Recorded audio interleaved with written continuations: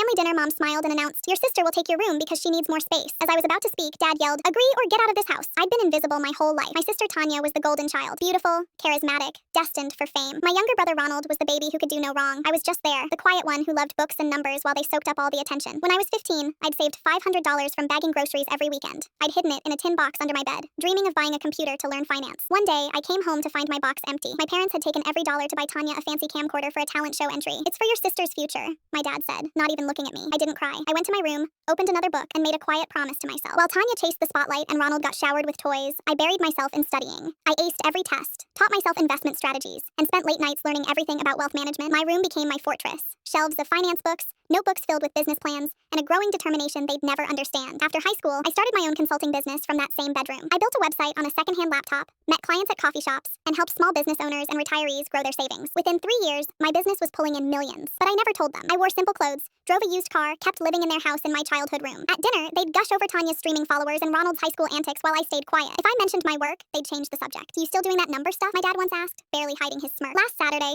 everything changed. We were at dinner when my mom smiled sweetly and said, "Sweetie, your sister needs your room for her live stream studio. It's time to give it up." My childhood sanctuary, the space where I'd built everything they couldn't see, slipping away. Before I could respond, my dad slammed his hand on the table. "Agree or get out of this house," he roared. "No place for you here." Tanya leaned back, smirking. "Come on, your boring finance job doesn't need a whole room. It's not like you're making real money." I could have listed every sacrifice, every moment they overlooked me. Instead, I smiled, slow and deliberate, in a way that made my mom's eyes narrow. The next day, I called the real estate agent I'd been working with for months. "That house across the street, let's close it now." By Friday, the deed was in my hand. That Sunday, I invited them for coffee at their house. They thought it was another chance to pressure me about the room. I set down my mug and said, "I've made my decision. I'm moving out into the house across the street." Their jaws dropped. I slid the deed across the table. "I bought it. Paid in full. Cash." The silence was deafening. "Oh, and that boring finance job you all mocked? It's not a job. It's my company. Personal finance consulting. Worth millions." My mom's eyes widened. My dad's face turned red. Tanya's smirk vanished. My real estate agent called right then, her voice bright on speakerphone. "Congratulations, Thelma. That was one of the fastest cash deals I've ever seen. How did you afford this?" My mom stammered. "Millions? You're making this up," Tanya said, her voice trembling. "Believe what you want. I've got clients across Richmond, doctors, business owners, retirees. I didn't need to flaunt it." I stood up. "I'm moving out, but I'm not going far. You'll see me every day, right across the street." That's when they started scrambling. My mom's tone shifted. "Honey, we didn't mean to push you out." Tanya's eyes gleamed. "So how much are you making? Maybe I could use some of that for my channel." I shook my head. "I'm done being invisible.